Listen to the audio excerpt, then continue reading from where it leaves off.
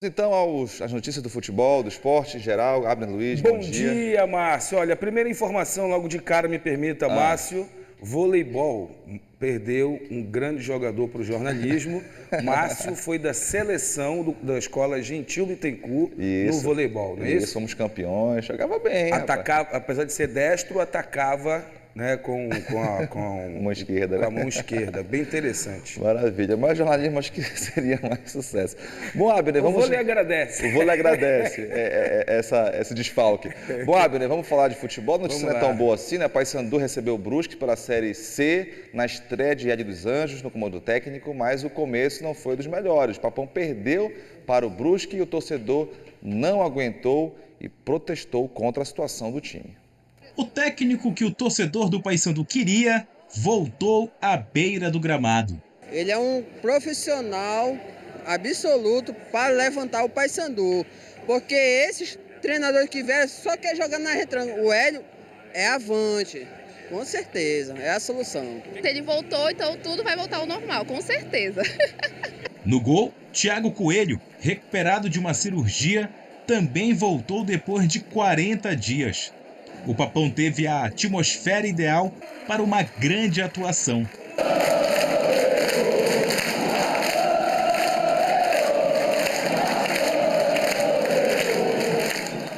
A equipe começou a partida com intensidade, mas sem objetividade. E após 20 minutos, as coisas começaram a desandar. Totti do Brusque até deu uma pichotada. Nenê Bonilha ainda brigou pela bola, mas o adversário se recuperou. Enquanto isso, a arbitragem teve uma noite trabalhosa no primeiro tempo e distribuiu 7 cartões amarelos para jogadores e integrantes de comissões técnicas das duas equipes. Nesse estresse e sem ver o time jogar, o torcedor arremessou um objeto em direção ao gramado. O árbitro Rodrigo Raposo recolheu e entregou para o delegado da partida. O torcedor infrator foi identificado e retirado do estádio pelos seguranças. Enquanto isso, a equipe, sem forças, não conseguia criar chances reais de gol. Lance mesmo de perigo não teve. Só nesse, um desvio aqui outro acolá, fez o goleiro do Brusque fazer uma defesa. No segundo tempo, o Paysandu até chegou ao ataque, mas estava impedido. E a situação que estava longe do ideal piorou. No lançamento para o ataque aos 9 minutos, o Brusque teve frieza e a contribuição do goleiro bicolor. O rebote para a entrada da grande área parou no pé do paraense revelado pelo remo Alex Juan. Paysandu 0, Brusque 1.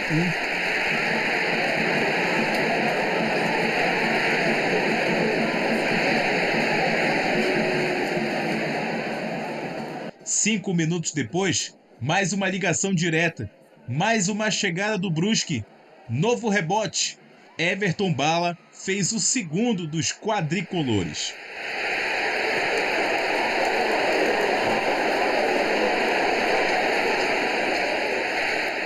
O Paysandu tentava reagir, mas sem força e direção. E aí começaram a pipocar briga e corre-corre nas arquibancadas da Curuzu. O torcedor passou a protestar. Nem viu Fernando Gabriel girar e chutar para fora. O Brusque por pouco não fez o terceiro. Em uma rara finalização, cabeceio de Filemon nas mãos do goleiro adversário. E foi assim a noite de estreia de Hélio dos Anjos na terceira passagem pela Curuzu. 2-0 placar final. Indignado, o torcedor apontou nomes para o insucesso da temporada. Fala pro presidente do Paysandu largar! Largar! Porque a gente não precisa dele! Na estreia do terceiro técnico só nesta temporada, o Paysandu sofreu a primeira derrota jogando em casa nesta Série C. Com apenas 36% de aproveitamento, o Papão agora luta contra a zona do rebaixamento. Em uma entrevista coletiva que durou 21 minutos, o técnico bicolor trouxe um panorama preocupante dos números da equipe. Quando ontem à tarde eu recebi os números que estavam sendo desenvolvidos aqui, eu preocupei. Fazer 20 km da semana e fazer menos de 900 metros de intensidade de treino. Eu não tenho, por norma, fazer 21 quilômetros por semana contando com o jogo. Semana aberta, 21 quilômetros com o jogo, você não vai chegar a lugar nenhum. Então, é difícil, mas eu sinto muito isso. Hélio dos Anjos ainda anunciou mudanças na rotina de treinos. Eu estou fazendo um alerta, vai sangrar, vai doer em muita gente, e só os fortes vão ficar. Não é questão que vai ter dispensa, vai ter isso, não. Eu vou dar a oportunidade a todo mundo para trabalhar. Vou dar a oportunidade para todo mundo. Agora nós vamos jogar lá para cima. Nós podemos ainda ter ressalvas no trabalho contra o Amazonas, porque nós não vamos ter tempo de fazer todas as sessões que a gente vê necessário. O torcedor simples não entende isso. O torcedor simples quer ganhar. Entende? Mas aqueles que entendem um pouco de futebol, que sabem o que acontece aqui dentro, pode preparar. Você entende? Eu prefiro sair daqui depois, quando encerrar meu contrato com terra arrasada, de jogador nenhum aguentar, nem ir para as férias, de tão cansado que eles vão estar, do que eu fazer aqui de uma colônia de férias. No próximo sábado, o Paysandu vai a Manaus enfrentar o líder Amazonas. Jogo difícil. E Abner, falando desse jogo do Paysandu em casa, né, a estreia, obviamente, que ninguém esperava. Né? De trás para frente, vai enfrentar o líder, né, da Série C do Campeonato Brasileiro fora de casa, e depois volta para um tal de Repá, no Mangueirão, com a presença de crianças e mulheres. Olha, Márcio, um filme que se repetiu. Primeiro, sobre a fala do Hélio, eu entendo muito bem. Ele quis passar o seguinte: olha, eu vou cobrar muito, vou dar muito treino, vou tentar organizar, vou tentar dar força para esse time, e ao mesmo tempo ele vai precisar jogar a Série C, né? Então vai ter que balancear isso aí muito bem. Claro que é uma forma voraz, né, de se trabalhar do técnico Hélio dos Anjos. Olha, Márcia, esse jogo do Paysandu ele só repetiu o que a gente sempre viu. Um time dentro de casa jogando mal, tendo uma ou outra oportunidade, brigando pouco pela bola, parece que pouca fome, né, de jogo, com o novo técnico, terceiro técnico já na Série C do Campeonato Brasileiro, com o torcedor irritado de vendo futebol pequeno. E para você ter uma ideia, os 2 gols do Brusque, eles ocorreram da mesma forma. O Paysandu perdendo a primeira bola de cabeça, a bola escorrendo para a área bicolor, perdendo a segunda briga pela bola também, e o Brusque fazendo esses 2 gols. Poderia ser 3, poderia ser 4, pelas oportunidades que o Brusque acabou criando. E quando eu digo que o filme se repete, Paysandu criando 1 ou 2 oportunidades de gol não fazendo, o goleiro falhando sempre no primeiro gol, né? Foi uma falha do Thiago, sim, porque ele poderia muito bem ter encaixado essa bola, ou até mesmo ter rebatido para o lado, né? Espalmado para o lado, mas não, ele joga para dentro, para frente da grande área. Você vê o lance nesse exato momento, ó, e aí o ex-remista, né, faz o gol, lateral esquerdo, que depois virou meia, né, na equipe do Brusque. E com isso o Paysandu amarga mais essa derrota, numa situação bem difícil. Acredito que o Hélio realmente teve pouco tempo de trabalhar, né? Ele disse que ia estar dentro do campo, mas ainda não era a mão dele que estava ali, era a mão, era a garganta, era o cérebro, era a irritação do treinador também, que talvez tenha caído a ficha nesse exato momento. Tem uma situação do Hélio chegando no Paysandu que me causou, e daqui a pouco a gente vai falar sobre essa situação da torcida, que me causou estranheza, é que ele leva o Bruno Alves do Remo no passado, da Série C para a Série B na Ponte Preta, e ao chegar em Belém para comandar o Paysandu, ele deixa o Bruno Alves no banco de reservas. Ou ele viu algo lá na Ponte Preta que ele não gostou do jogador, ou, na realidade, ele preferiu mesmo lançar como titular o Nicolas Careca nesse jogo, que também muito pouco sumou. A zaga muito mal protegida, o meio de campo sem nenhuma criatividade, e lá na frente, que é o setor mais forte do Paysandu, também sem receber bolas para que deixasse os atacantes de cara para o gol. O Paysandu acabou amargando. E outra coisa, hein? A primeira derrota dentro da Curuzu nesta Série C do Campeonato Brasileiro. Márcio. Bom, aí nesse jogo, né, o torcedor ficou chateado, houve aquelas manifestações, o Paysandu também tendo problemas extra-campo, né, Abner? Também se repete a mesma situação, como eu disse há pouco, estreia de treinador, terceira vez, jogando mal em casa, dessa vez, pela primeira vez, uma derrota dentro de casa, e de novo A fúria do torcedor que se transforma em violência e que vai para a súmula do jogo. Pode botar na tela? Pós-jogo, o árbitro relatou. Dentre os relatos, ele coloca coisas que pesam aí, que se jogou pedra para dentro do gramado, que se jogou copos, que a torcida invadiu um setor brigando com a mesma... É assim, foi a torcida organizada contra quem estava na cadeira cativa da Curuzu. Então o Paysandu já tem uma punição cumprida de 2 jogos, tem mais 2 para cumprir, vai de novo a julgamento. Acredito até que vai subir essa punição de 2 para mais jogos. E aí... a gente observa isso, né? O torcedor indignado, a indignação ela ocorre por conta de um resultado negativo. Agora não dá para entender esse tipo de postura, porque se já está ruim, esse torcedor que fez isso, faz com que piore a situação do clube, né? Márcio, eu não queria entrar nessa seara, mas aqui a gente não pode se esconder da realidade. A mesma torcida organizada, quer dizer, são organizados para fazer baderna, que é a mesma que leva nos últimos anos o Paysandu a cumprir todas essas punições. E não interessa se o jogo é fora ou se é dentro de casa. E é a mesma torcida que o Ministério Público solicitou à Justiça a sua extinção e que lá atrás foi extinta, mas trocou de nome com os mesmos cânticos, se chamando de mesmo nome dentro do estádio, na mesma localização. As câmeras flagram, o monitoramento do estádio flagra. Todo mundo nesse estado sabe quem são, quem faz parte, tem as redes sociais, tem tudo, né?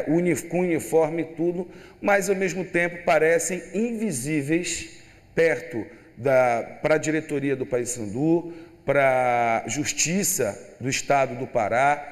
Talvez, né, a gente precise ver algo ainda, podemos dizer assim, mais doloroso, né, mais perigoso futuramente, porque isso aí afasta o torcedor que paga o seu ingresso e vai torcer de coração pelo seu time. Ganhou, perdeu. Se perder, vai ficar chateado, vai voltar para casa, talvez no próximo jogo nem vá, mas não vai cometer atitudes como essas. Aí tu não tem a torcida para empurrar o time nos jogos, você não tem bilheteria, irmão, você não tem a renda, né? A renda para poder bancar o custo do futebol. Se está dando certo ou se está dando errado, o futebol ele te proporciona isso também, principalmente quando você planeja errado a temporada ou não planeja, que está evidente que foi o que o Paysandu fez.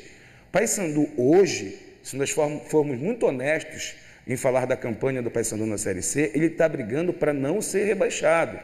Por que eu digo isso? Porque o que está produzindo durante toda a competição não nos faz acreditar que vai ganhar 3 ou 4 jogos em seguida e aí vai bater lá na frente para conseguir a classificação para a próxima fase. Ou seja, a gente pede até desculpa para o torcedor do Paysandu para no início de semana a gente iniciar o comentário do esporte trazendo todos esses problemas. Para mudar isso aí, só tem um herói chamado Hélio dos Anjos, só que ele não joga, ele não perde gol, ele vibra, mas vibra fora de campo, não é dentro de campo e vai precisar muito da experiência do treinador para fazer esse jogo mudar dentro da Curuzu, Márcio. Bom, Abner, vamos agora com o Remo. Remo que foi a Fortaleza enfrentar o Floresta no estádio Presidente Vargas. O Leão teve a oportunidade de sair com uma vitória, mas terminou no 0-0. No início do jogo, Ricardinho cobrou falta. A bola quicou e Vinícius segurou. O Remo respondeu no cruzamento de Lucas Mendes para Fabinho, que cabeceou e a bola parou na trave. Em mais uma cobrança de falta para o Floresta, Ricardinho tentou de novo e o goleiro azulino estava atento. Lucas Mendes voltou na boa para Pedro Vitor, que ganhou da zaga e quase abriu o placar em Fortaleza. No lance seguinte, Rodriguinho viu Fabinho livre, mas a pontaria. No segundo tempo, Pedro Vitor cruzou rasteiro, Fabinho finalizou e a bola parou na trave. Na sobra, Marcelo não conseguiu abrir o placar para o Leão. O Floresta respondeu no chute de fora da área de Jô. Ricardinho também assustou o goleiro Vinícius depois desse chutaço. Em cobrança de falta para o Remo, Pedro Vitor mandou no travessão.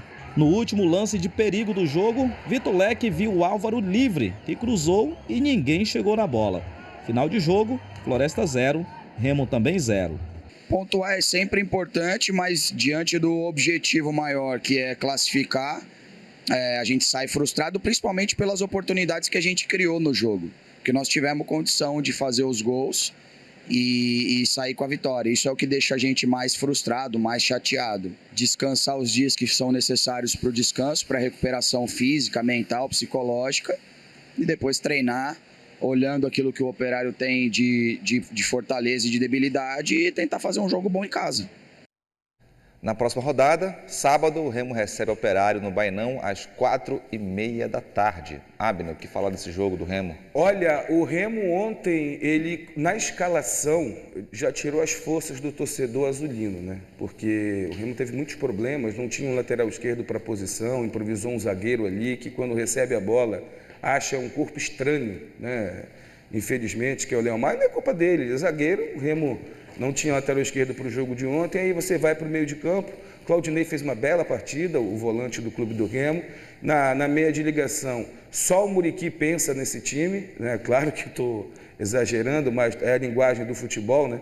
E lá na frente tivemos, mais uma vez, o Remo sem aquela força, né, de chegar ao gol adversário com qualidade, né, diga-se de passagem. Enfrentou um adversário fraquíssimo, né, que ganhou um pontinho aí e com isso foi para a primeira posição ali na frente da zona do rebaixamento e que em nenhum momento levou perigo ao Clube do Remo, a não ser nas bolas, seria um golaço. No mais, uma cabeçada na trave do atacante Fabinho, que acertou o pé da trave nessa jogada aí, e o Marcelo, meia que foi contratado, recentemente chegou, contribuir com um passo para se classificar para a próxima fase. Agora, uma invencibilidade cheia de intenções feitas. As últimas, pelo menos, que chegaram, nenhum dos jogadores mostrou algo melhor do que quem já estava aqui. E os que já estavam na reserva, piorou ainda mais, Márcio. Quer dizer, porque o segundo tempo do Remo sempre é muito menor do que o primeiro. Você pode observar isso, e principalmente no momento das mudanças. E ontem, mais uma vez, isso se repetiu. Repito, o Remo ontem, fora de casa, teve uma chance gigante de conseguir 3 pontos. Desperdiçou. E se somarmos a partida que foi empate em Belém, que estava vencendo e entregou o empate para o Figueirense, que empatou dentro de casa com o Operário. Esse adversário que o Remo vai pegar na próxima rodada. Então, esse empate contra o Figueirense e o empate de ontem, o Remo disputou 6 pontos, ganhou só 2. É pouco para quem quer chegar lá na zona de classificação. Isso, e vamos acompanhar então como é que está a classificação de momento pela Série C do Brasileiro. Temos aqui na liderança, segue o Amazonas com 24 pontos, depois o Operário, adversário do Remo na próxima rodada, tem ainda o São Bernardo, Botafogo da Paraíba, Brusque, Volta Redonda, São José e Confiança fechando o G8, os que passam a próxima fase. E aí temos empate do Remo ontem, né, lá em Fortaleza, o Paysandu de alguma forma, para né? que o Paysandu não descesse para a zona do rebaixamento, indo jogar na próxima rodada contra o Amazonas e depois pegando o Remo no Mangueirão em um clássico repá, onde ninguém tem obrigação de ganhar. É um clássico, né?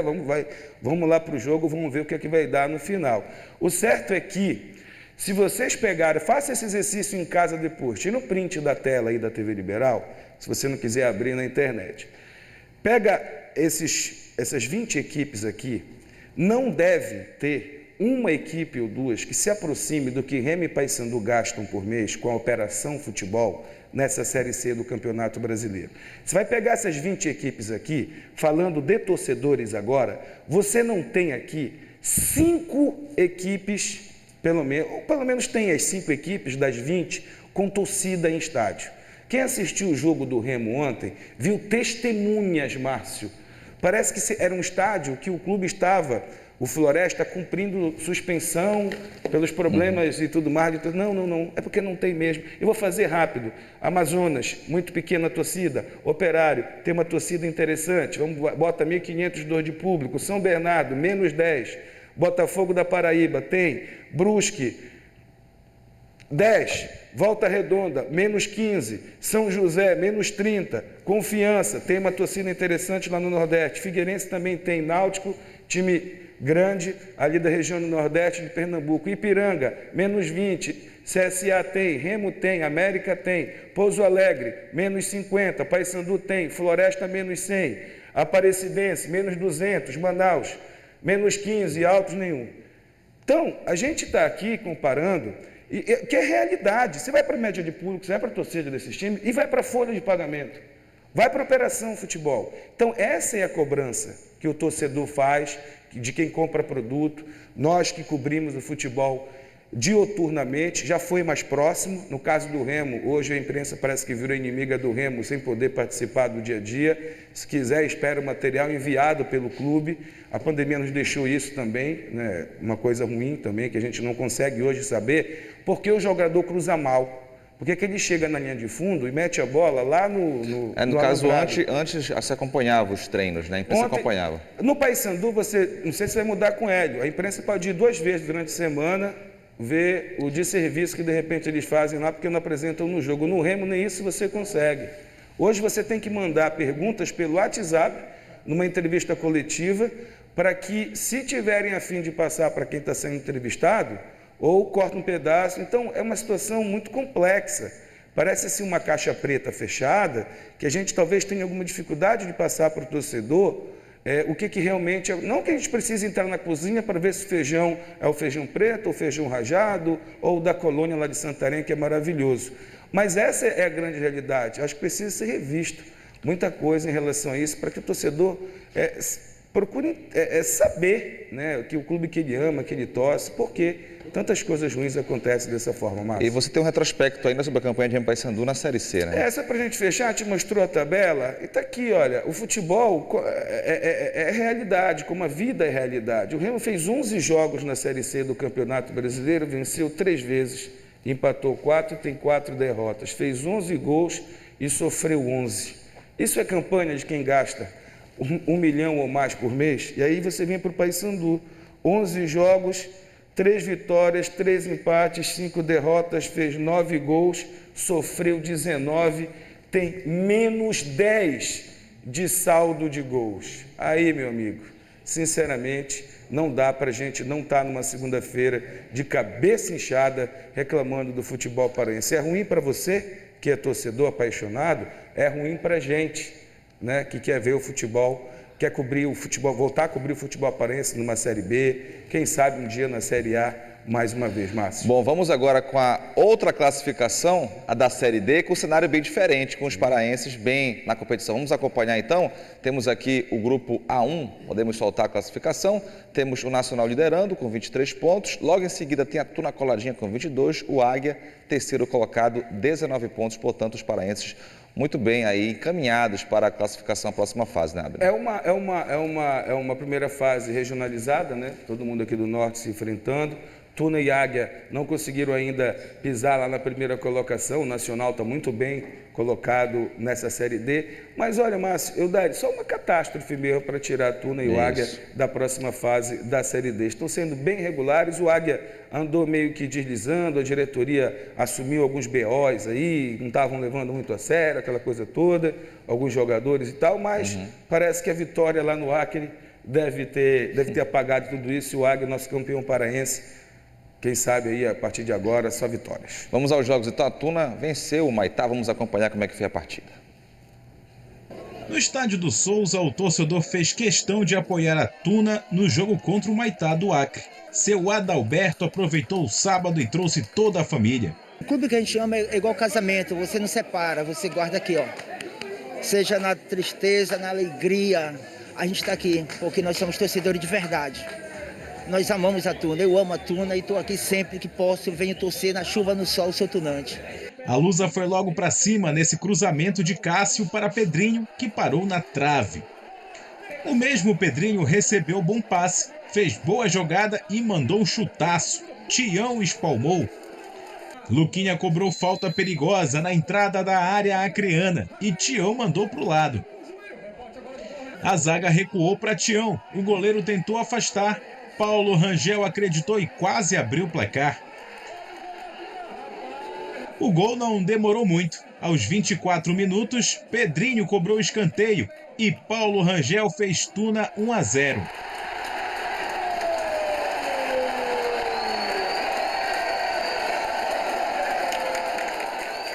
8 minutos depois, contra-ataque Cruz Maltino.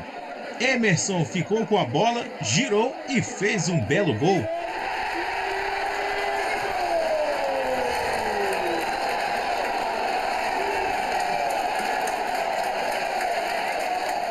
No final do primeiro tempo, Samuel arriscou um chutaço de fora da área e Tião fez milagre.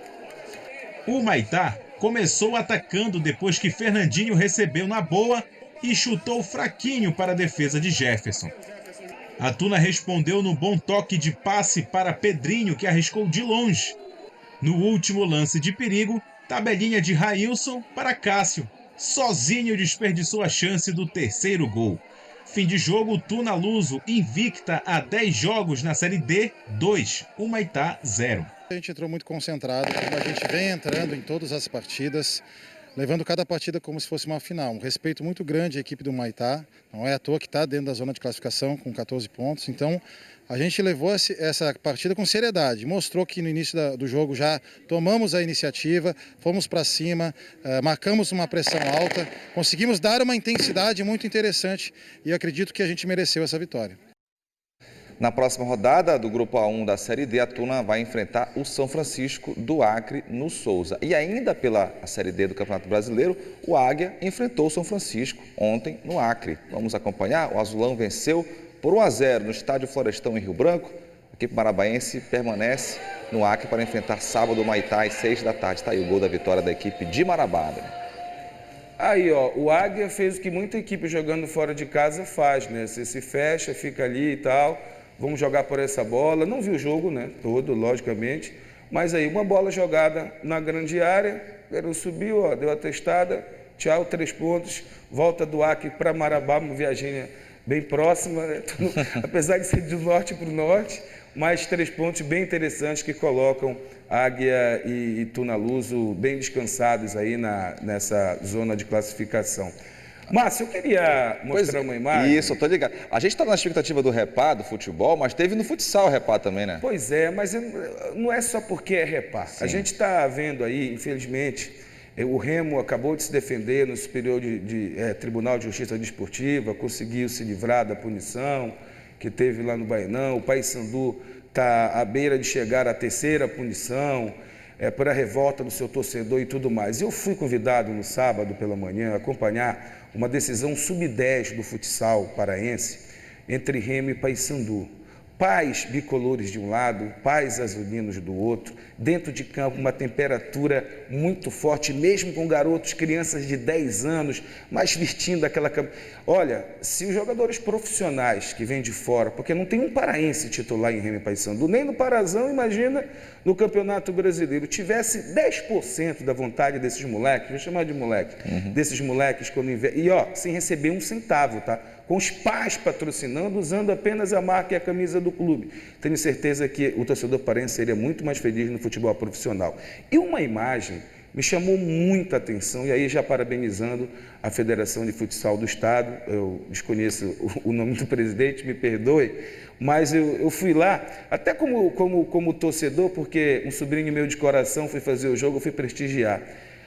O Paysandu venceu a final de 3-2 no jogo super acirrado dentro de campo. Acirrado que eu digo assim, super disputado. No final, os vice-campeões do Remo entregando a medalha e abraçando os colegas do Paysandu. Porque os meninos do Paysandu já tinham feito isso também com os colegas do Clube do Remo. Dentro de quadra, Márcio, empurra, chega no gol e faz falta, aquela coisa toda. Mas acabou o jogo, família dentro da quadra, os garotos entregando medalhas uns aos outros, um time consolando o do outro, né, e o outro parabenizando quem venceu. Olha, fiquei muito emocionado, arrepiado mesmo, de ver tanta humanidade, tanto carinho de crianças com 10 anos, parabéns aos pais também. E nesse dia eu agradeci a Deus, Márcio, de ele não ter me dado um filho homem, só 2 meninas lindas que eu tenho, porque eu não tinha saúde, Márcio, não dá. E, Abner, é muito bacana você encerrar essa primeira parte do esporte com essa imagem, que a gente viu hoje aqui, infelizmente, né?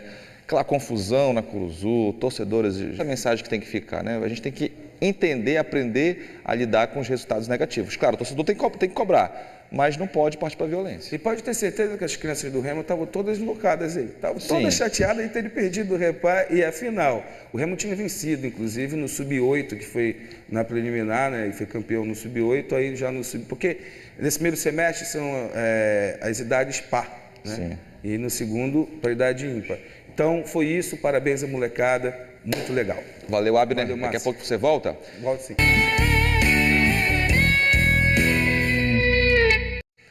Vamos então do pavulagem para o esporte. O Abner, que não é tão pavulagem assim, né, Abner?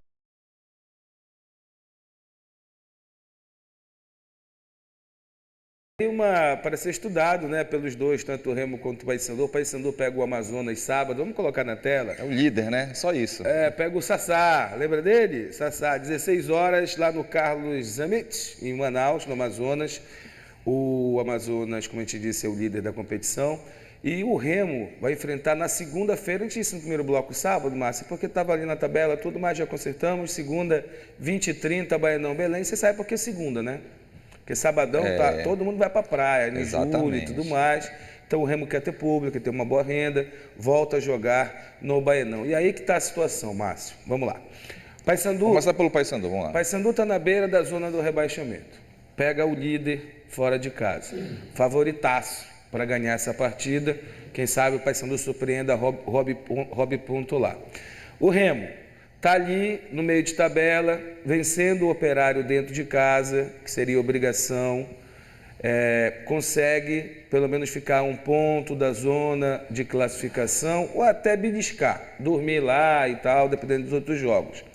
Dentro dessa realidade aqui, o próximo jogo, tanto do Remo quanto do Paysandu, vai ser um tal de clássico repar. Aí eu te pergunto, quem chega desesperado, quem chega com mais problemas, quem chega com mais obrigação de vencer, por um clássico que movimenta a cidade e que vai ferver com certeza, só que com público de crianças, adolescentes ali até 16 anos e as mulheres também no estádio, né? E vamos então acompanhar a classificação, só para a gente ter uma ideia como é que estão o Remo e o Paysandu, a gente pode acompanhar ali, a gente viu o Paysandu com 12 pontos, né, na beira praticamente da zona do rebaixamento, e o Remo na 13ª colocação. O Remo que está a 3 pontos do G8, o Paysandu a 4 do G8, só que está apenas a 1 ponto da zona do rebaixamento, Abner. Olha, o Remo tem condições, dependendo de outros resultados, de chegar aqui e empatar com 16 pontos com confiança, já que ele tem 13. O Paysandu ganhando o seu jogo, ele bate 15, também fica aqui próximo. Só que joga fora de casa contra o Amazonas, que é o líder da competição. Abaixo do Paysandu, com 11 e 10 pontos, está todo mundo muito próximo, Máximo. Sim. Olha, se o Altos combinar com os outros times e ganhar os 3 próximos jogos, você coloca 9, você vai bater aqui em 19. Obrigado a você de casa, ficamos por aqui. Ótima semana e que na próxima rodada, né, Abner? Boas notícias para o nosso futebol.